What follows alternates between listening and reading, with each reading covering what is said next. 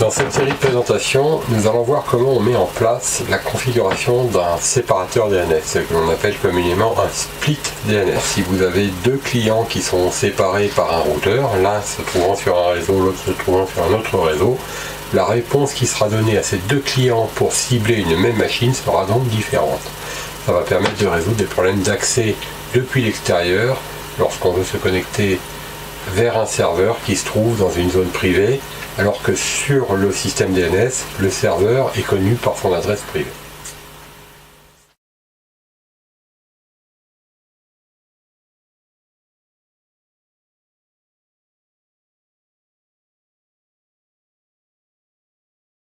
Dans cette série de présentations consacrées à ce laboratoire DNS que nous voyons ici, nous allons mettre en place de A à Z la configuration sur ces deux serveurs-là, qui va donc consister à répliquer dans un premier temps la zone DNS qui gère le domaine pluton.local.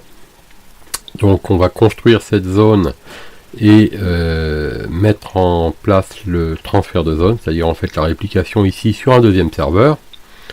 Ce deuxième serveur, évidemment, il a une adresse IP différente du premier, ils sont sur le même réseau, donc il n'y a pas de routage entre les deux, mais ça serait envisageable. Et donc tout ce qui sera mis à jour ici devra être mis à jour instantanément ou en tout cas rapidement ici.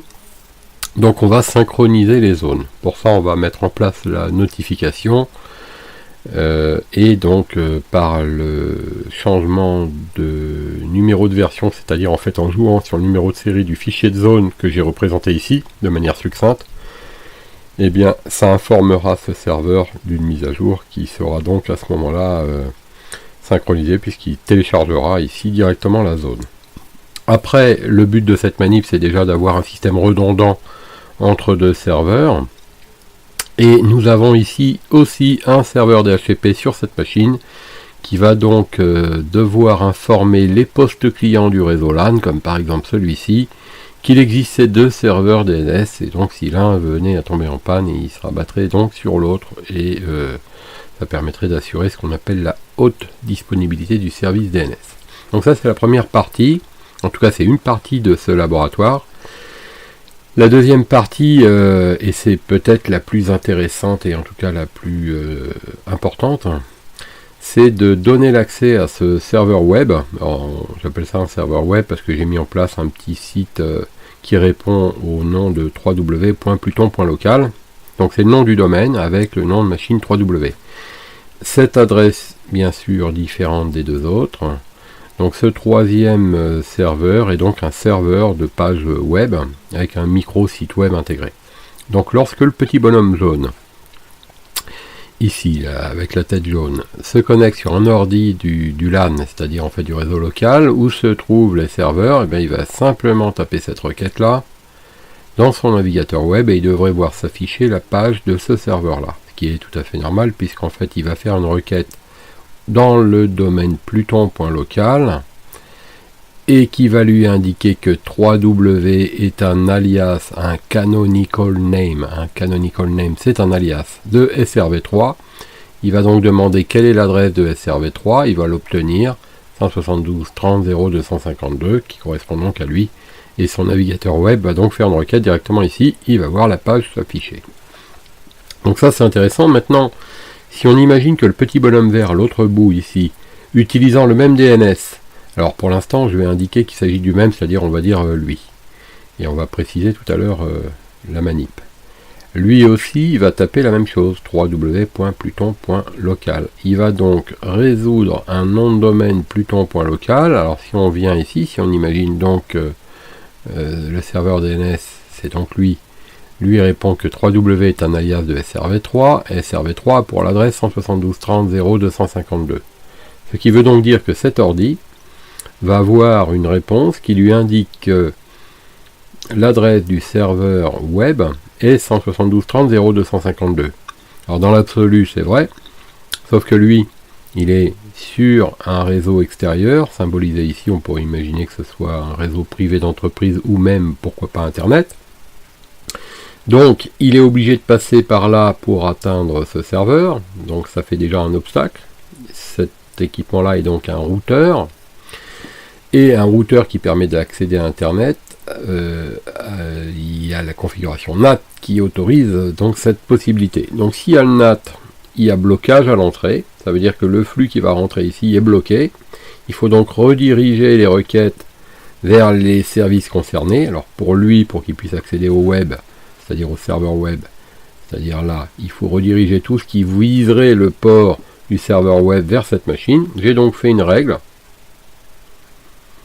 qui permet de faire ça, qui redirige donc vers cette adresse-là, qu'on voit donc ici, tout ce qui viendrait sur l'adresse XXXX, qui viserait le port 80, c'est-à-dire le serveur web, avec le protocole TCP. Donc en clair, toutes les requêtes faites sur cette adresse qui viserait le service web, HTTP 2.80, ici, seraient donc redirigées là. Donc ça permettrait, si on tapait l'adresse XXXX, dans un navigateur web, d'obtenir la page www.pluton.local. Sauf que ce qu'on veut, c'est qu'il ne tape pas 3xxxx, mais il tape http://www.pluton.local, exactement ce qu'il taperait s'il était dans l'entreprise. Donc pour résoudre ça, il faut également que ce serveur fasse une requête auprès du DNS, c'est pour ça que j'ai créé une règle, cette fois-ci en UDP, donc il va faire une requête au niveau de cette adresse-là. Donc on va désigner que le serveur DNS pour PC1 qui est dehors, c'est XXX, donc cette adresse-là. Et grâce à cette règle, tout ce qui arriverait sur le port 53 de XXXX sera redirigé vers ce serveur DNS principal, qui lui connaît bien l'information. Maintenant, une fois que tout ça a été dit, ce qui se passe lorsque lui veut se connecter, il obtient donc bien l'adresse de SRv3, il fait donc une requête ici. Par contre, lorsque lui veut se connecter, si on ne fait rien, il va obtenir l'adresse de SRv3 et il va donc se connecter, enfin en tout cas il va donc obtenir cette adresse-là, mais il ne va pas réussir à se connecter. En réalité, pourquoi? Parce qu'il va obtenir une information qui lui indique que c'est 172.30.0.252, mais cette adresse-là, lui, vous verrez tout à l'heure qu'il est incapable de la joindre, puisque ce routeur-là, ici, enfin, on peut supposer que lui, il a un routeur, hein, il est chez lui, donc là, j'ai pas représenté, j'ai représenté le nuage, mais vous le savez, si vous avez donc de bonnes notions réseau, que pour accéder au travers d'un réseau, notamment le réseau internet, un espace privé, il faut donc passer par un routeur. Donc ici, je ne l'ai pas représenté, mais il y a donc un routeur. Donc ce routeur-là ne connaît pas, ou ne connaîtrait certainement pas, l'adresse de ce réseau-là. Et donc, il ne peut donc pas atteindre autre chose que tout ce qu'il y a raccordé au nuage, c'est-à-dire XXXX par exemple. Mais il ne peut pas aller au-delà. Donc ne pouvant pas aller au-delà, il ne pourrait donc pas atteindre cette adresse-là. Et du coup, ça ne marcherait pas. Alors maintenant, comment faire fonctionner ça? Eh bien, pour faire fonctionner ça, on va mettre en place ce que l'on appelle le split DNS. Le split DNS, c'est une fonctionnalité qui permet en fait d'avoir deux fichiers de zone. Ici, nous en avons un, mais je vais en avoir un deuxième, avec dans ce serveur une configuration particulière qui va être capable de distinguer les requêtes faites par le réseau local, c'est-à-dire par exemple par ce petit bonhomme-là, en se basant sur l'adresse IP. Donc si une requête est faite sur le réseau 172.30, qui est donc cette partie-là, alors le serveur va utiliser un fichier de zone, tandis que si une requête est faite par l'extérieur, c'est-à-dire ce réseau-là, alors le serveur utilisera un autre fichier de zone. Il suffit à ce moment-là, dans les deux fichiers de zone, d'indiquer les adresses que le poste client concerné doit atteindre. Pour lui, j'indiquerai XXXX, pour lui, j'indiquerai 172.30.0.252. Dans la pratique, qu'est-ce que ça donne? Alors déjà, un petit schéma. Voilà le fichier de configuration du serveur numéro 1 et du serveur numéro 2. Je vous les montre. Serveur numéro 1, c'est lui là. Serveur numéro 2, c'est lui. Donc les fichiers de configuration, ils sont tous les deux serveurs DNS. Donc quelle est la configuration permettant d'établir déjà le transfert de zone? Donc je vous rappelle que dans cette manip, nous avons deux serveurs DNS et un serveur web. Donc ce qu'il va falloir préparer pour monter le labo, c'est un serveur avec une carte réseau, le répliquer une deuxième fois, changer le nom de ce serveur, changer l'adresse IP, le répliquer une troisième fois, alors on peut le faire tout de suite, on peut répliquer 2 fois, changer le nom et changer l'adresse IP. Si vous voulez faire exactement la même manip que sur mon labo, vous prenez les mêmes adresses IP que j'ai représentées ici. On va mettre en place ici le DNS en mode fonctionnel. Ça, nous savons déjà le faire si vous avez notamment suivi les présentations que je vous avais proposées pour mettre en place, comprendre et commencer à étudier le fonctionnement du DNS. Donc on va le mettre en place. On va appeler ce domaine pluton.local. On va y mettre un minimum d'informations permettant de déclarer ces 2 serveurs et puis ce troisième là. Ces 2 serveurs comme étant des DNS. Ce troisième là comme étant un simple serveur auquel on va associer au nom SRv3 ici un alias, c'est-à-dire un nom plus sympathique à retenir pour l'humain, www, qui va évoquer l'accès au service World Wide Web, c'est-à-dire le serveur de page internet.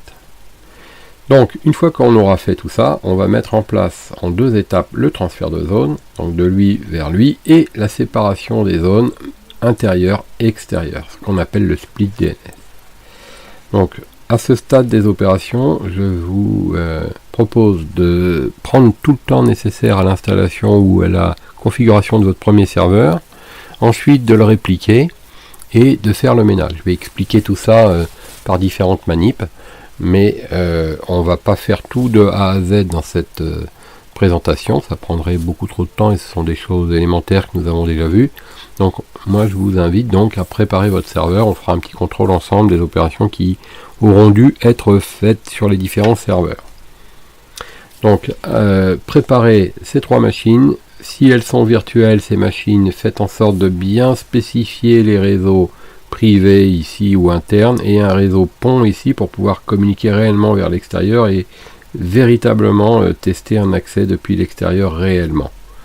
Donc moi ici je vais me mettre dans un réseau privé, tout ce qui est raccordé ici de ce côté là, et ici je vais me mettre en pont. Ici moi j'ai une box internet qui joue le rôle de fournisseur d'accès internet qui aurait dans ce nuage là, qui va donc donner une adresse IP à mon ordinateur de test, ici PC1 extérieur, et qui va donner une adresse IP, c'est pour ça que j'ai nommé XXXX, parce que pour l'instant j'ignore quelle adresse IP je vais obtenir ici. Je la contrôlerai, je l'aurai à ce moment-là repérée facilement et je vais la spécifier ici dans mes différentes règles par exemple ici.